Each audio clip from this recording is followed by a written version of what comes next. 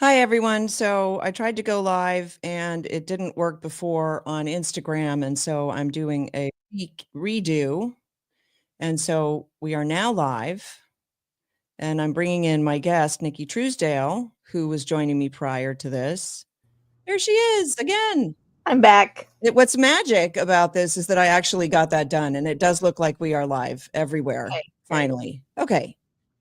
So we talked about the fact that you're the mother of five and some of them are grown already. You're actually the product of homeschooling as well, and you consider yourself educated. And frankly, the world would consider you educated, which is really what we're talking about, is sort of what the standards of the world are, even Yeah. though you and I know better than to try to apply the world standards to what we're Mhm. doing as mothers and as home educators and all that.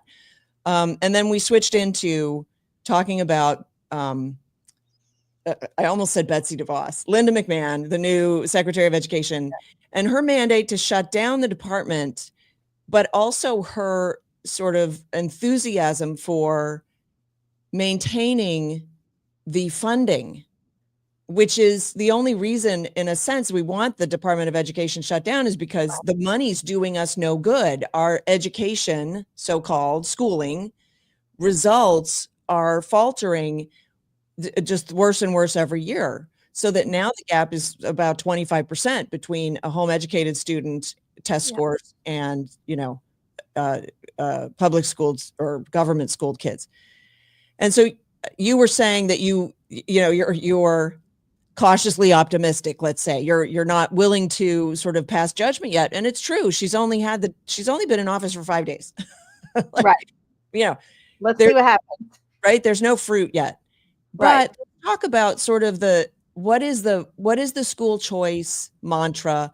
What is it trying to do? What are your interpretations? I mean, school choice is quite a big word Mhm. salad right now. Mhm. Everybody have their own definition. Many people don't even know like what we're talking about. And then there are several people, me included, who are saying, well, we already have school choice. So what are you talking about? We have it. You can choose where you send your kid to school, or even if you don't want to send your kid, that's like full school choice. We have that. Let's not muck with that. What are your thoughts on that? Yeah, I am with you. I believe we already have school choice. We've already had it, like in The Wizard of Oz when she says, "You've had the power all along, my dear." We have had that. We've had the choice all these years, all across the country. Even the freedom to homeschool has been there in all 50 states for years, and of course, private schools have always been an option. And so for the government to come and say, now we're going to give you the choice, that's not how that works. And so for people that aren't quite sure what we're talking about, school choice should just mean making a decision. It should mean parents saying, we're going to go here, we're going to go there. But what it really means now, when you hear it in politics or on Twitter or wherever, what people are usually talking about is a government subsidy to pay for private school, to pay for your homeschooling. And that is a different thing. And so you have to make sure you understand where the speaker is coming from when someone uses the term school choice, because what they really mean is a voucher or an education savings account. And those are very similar. Basically, the logistics are different, but it's money going towards private education given by the state. And so it's a Republican thing, which is confusing for a lot of people because I think most people understand that's growing government, but Republicans don't do that, right? Yeah. Everything's upside down Now they now. are. It is, and so when the Republican I'm a conservative Republican voter who is against school choice legislation, and I always add the word legislation on there because I am for choice, but I'm against the legislation. It's confusing because Democrats also oppose school choice legislation. Teachers oppose it, but they want to keep the money in public schools, and that is why they oppose it. They don't want any money going away from the public schools and into the private schools. Well, conservatives oppose it because we don't want to grow government and because we don't want the government involved in our private schools or homeschools. So it's very confusing for people out there, and it's kind of a big mess right now. But I live in Texas, and Governor Abbott has made this his number one priority. And so we're having to fight the battle of ideology right now just to say, I am a Republican. My Republican governor is pushing this, and I don't support it. and trying to explain that it's like it's a daily job here in Texas, and I think But all over the country. so I'm going to play a little devil's advocate, because I Okay. can. What's wrong with the government money? So the way I define school choice so that people understand, because this is the way the school choice proponents define it, is the money follows the child. So then you have to define money, child, and follows, right? But let's just take the broad to start. What's wrong with the money follows the child being a bad thing? Well, as a conservative, I don't believe that that is a conservative idea. Now, Excellent. obviously, It's most not people who it's say not a conservative value that the government right, funds individuals. The government funding yes, individuals is not a conservative value. especially in the way that these bills are written because it doesn't fund all the children. And so it's not even universal, even in the states where they're saying it is. So the money follows some children, but not all of them. And in the case of people who pay property taxes and don't have children and haven't had children for years or never did have children, they basically this child who's getting money is taking the money from neighbors. And I've done the voucher math numerous different ways, and anybody could say, here's how much I pay in property taxes and here's how much they want to give me, and the two don't add up at all. They want to give way more than most people pay in property taxes. So They there's want to been this give more? Oh, oh they yeah, want to give, yeah, because what they're doing is they're pooling all of the property taxes, but it's right, only going to a few people with yes, children. yes, and So this you is across become, so you become a, sorry, but basically people with children become an elite group yes, according yes, to the government. right. In 2016, 2015, when Texas was trying to pass this, it's been going on for a long time. I actually did have all 5 of my children still at home, and they were all schooled, homeschooled. And so the state of Texas then was proposing $5,000 per student per year, and that bill was actually just gonna be on a debit card. Well, I would have received, $25,000 for homeschooling, which, as you know, is not even close to necessary. And we only paid about $3,000 in property I, taxes. I could have spent that money. I think I could have found ways to spend You the can money. find a way, but is it right? No. So Flat that's screen why TVs and ice cream machines and I don't well, know, trips to Europe. yeah, that's educational, isn't it? You see where the problem is. So it's not a conservative value at all to take from everyone and give to some. What does that remind you of? Socialism. Socialism. Yeah. So that's exactly what the voucher program is. And each bill in each state is a little bit different, but it all washes out to be a socialist program. So, Yeah. number one, that's why it's not conservative. But the reason why private schools and homeschoolers should be very wary of this is because it does bring government oversight into what should never have government oversight. Private is private for a reason. And anyone who's left the public school system left it for a reason. We don't want to invite that back into our homes or into our private schools. That's exactly what these programs do. And many times they don't do it right up front. They don't do it in the original language of the bill. And so people are a little, it's a carrot, it's bait, it's the Trojan horse. And so it No looks strings good at attached. first. No Right. strings No string. attached. The money's free money to parents. And you know what they say? The school choice proponents come back and they say, this is very successful. The parents love it. Well, of course they do. They're getting free money. Mhm. Like, 'Cause they got free way to money. purchase their votes. Yeah. How Well, how has it helped test scores? Tell me ex that. Academically, how are the children benefiting from a flat screen TV for their mom? What happened? Sorry. It's just so silly. yeah, they're not.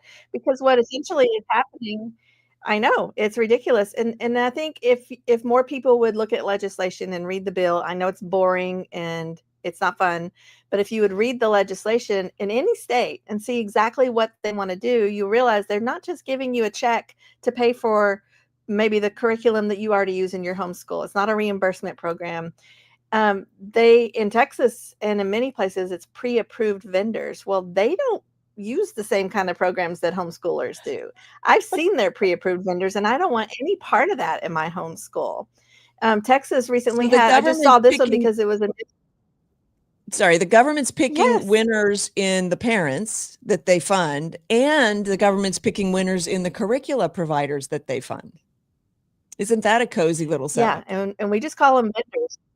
Yeah. And one of the Sorry, go vendors ahead. that Texas just lost, this is a public school vendor.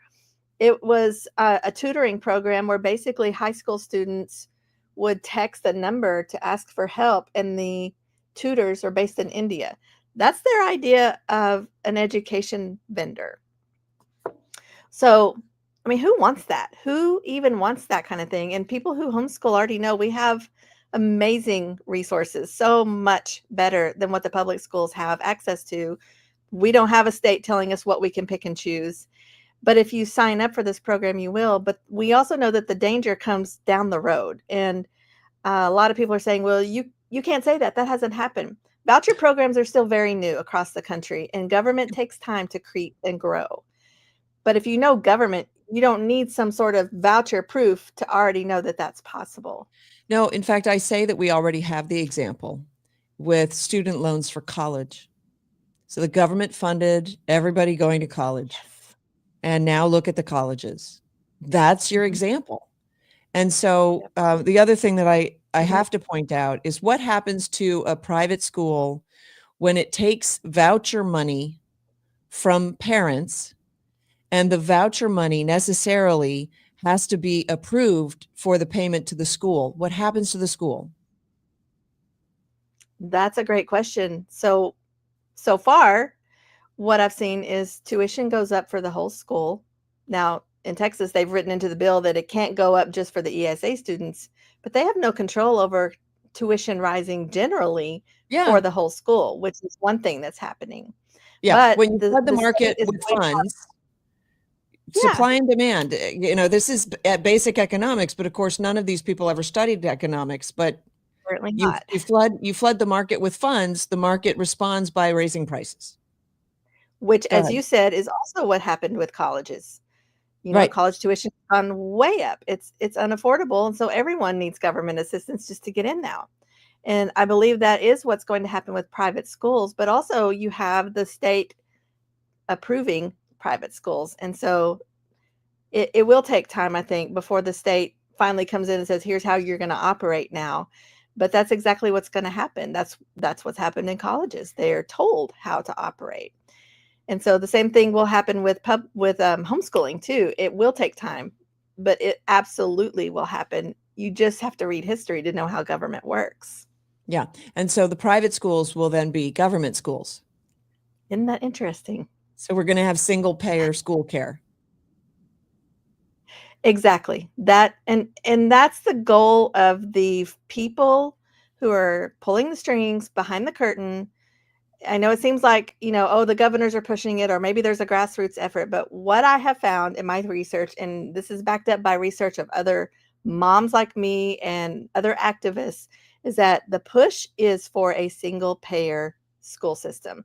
All education will be considered public education, no matter where you sit, no matter where you get your resources from. It will be under one umbrella. And that's the danger. That is the ultimate goal of the United Nations, of the Cato Institute, of the American Federation for Children.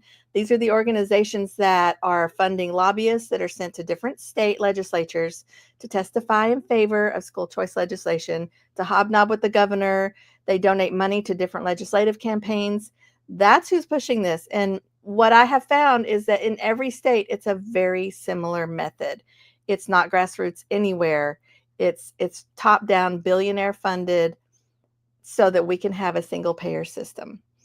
And And that should scare public schoolers. single payer system is control of information, basically control of what children learn. That's what they want. And if they can control what the children learn, then they control the entire society at some point, because Yes. eventually the children grow up, and then those are the people who are making decisions, and they only know what they've been taught.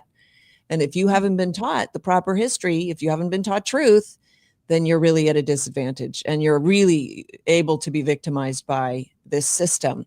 So I've got a couple of comments here. There's a comment here by Kevin. Extending this logic, then I should never pay taxes if I don't use ambulance services or police services, or if I don't own a car, I should pay taxes that maintain roads.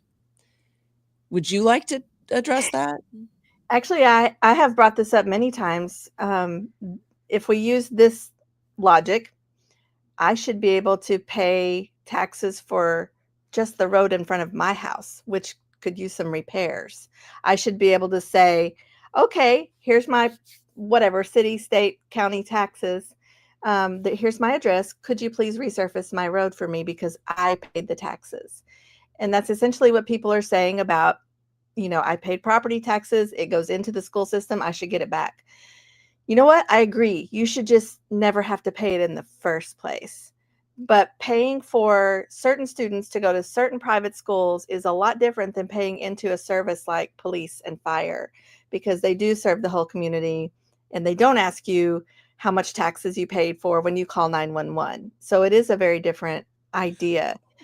But we're not asking for special privileges. 911, what's your social security number so I can check to see if you're up to date on your taxes? By the way, I just have to say, Kevin, shame on you, because it's such a specious argument. And it's so, well, I don't know you, but I imagine it's beneath you. I imagine you're smarter than that. But this argument is absolutely absurd. To equate people paying taxes that go to schools to fund schooling, which is not education, to equate that with ambulance services, which you haven't used. First of all, you use it every day, because if you have an accident, you will avail yourself of the ambulance services. They are standing by right now in the case that you have a terrible thing happen to you. You use police services every day. So in the case that somebody holds you up, you will be calling the police. So don't say, oh, well, I don't use the police, so I shouldn't pay for police services.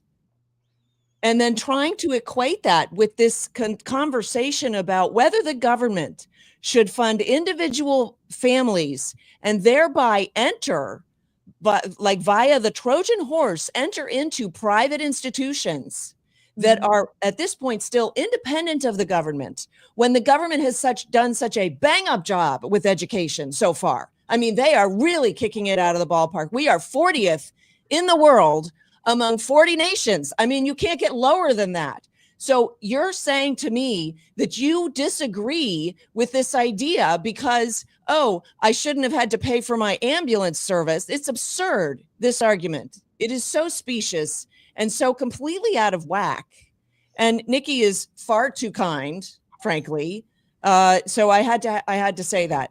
I've heard it before, so I'm used to. The idea is not necessarily that government shouldn't.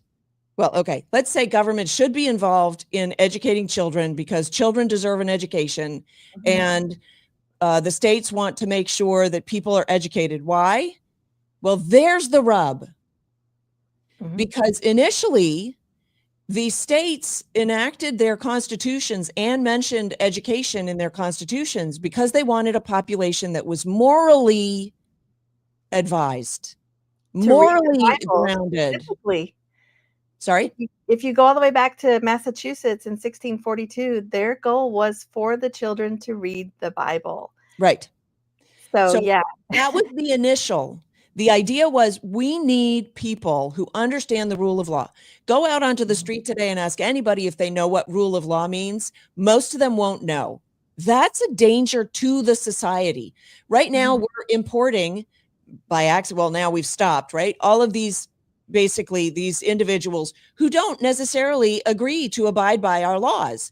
And that is causing a strain on all of our services, mainly police, but all of our services, and causing anxiety in the populace because we have dangerous criminals just roaming the streets now.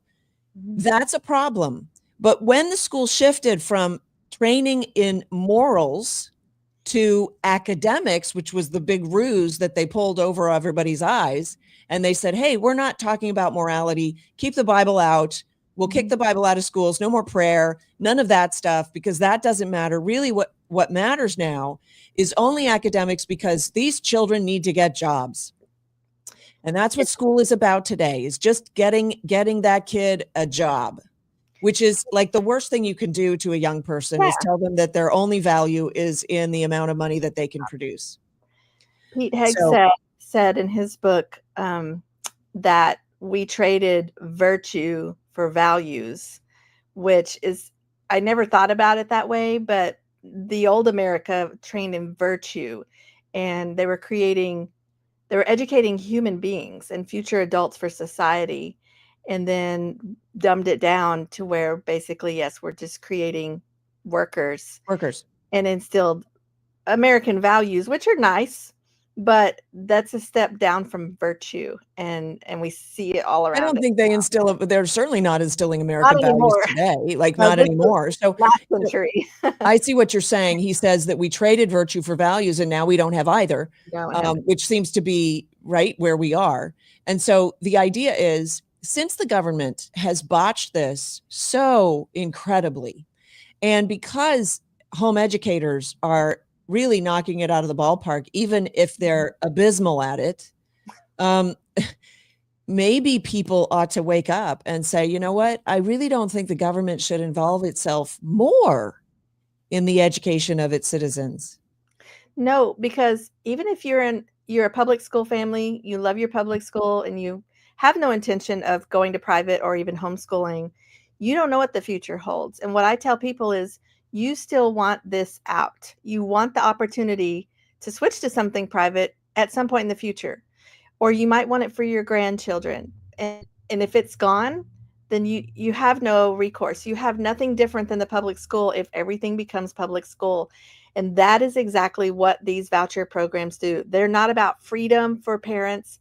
They are absolutely to get everybody under one umbrella. And if you doubt me, you can visit the UNESCO website and look at their initiatives for education. They spell it out. There's nothing hidden there. It's not a secret. It's not a conspiracy. They write about it, and they say it on video. And they say that homeschool families in the United States are the holdouts. We are the threats. And you know why? Because we are not teaching our children critical race theory. And they say this, we are not educating with a DEI background. And they don't like that. We're not trying to raise gay children. Right. They want our kids in that system. And so, I mean, the homeschool families in America are a threat to the United Nations. And we need to stay that threat. We need to be the threat. And so even in states where they are already passing the ESA bills, I encourage homeschoolers, don't touch it with a 10-foot pole. Stay out, stay private, boycott it, let that thing collapse, because you don't want to get involved. We don't want you to get involved and have the oversight, but on down the road, we don't want homeschooling to go away either. And I fear that that's what will happen with ESA laws. Well, in Illinois, they're considering a bill right now that would put homeschoolers under the thumb of the government, social worker programs, like as if the government has the right to enter into your home. Isn't that Amendment 4, search and seizure? And they're just trying to put it through. They're trying to smudge the name. Smudge is the wrong word, but tarnish the name of homeschoolers, and make it seem like somehow we're the bad guys because we perform better than they do on their own metrics, not to mention our metrics. So, Nikki Truesdale, do you have any closing thoughts? Because we've gone a half hour, and I think it's time to wrap this up. I would just say, do your research on school choice before you support it or vote for it, or take the money. Keep homeschooling free. Keep your private school private. Let the public schoolers keep their money if that's what you have to do, but don't take the bait. Don't take the bait. That's very good. I also wrote down, be the threat. I like that. You're feisty, and it's good. Thank you so much for coming on. It's great to meet you, and hope to see you again soon. Thank you so much. All right. Bye, everybody. Remember, speak truth. Speak it boldly. We'll see you next time. This is the Sam Sorbo Show.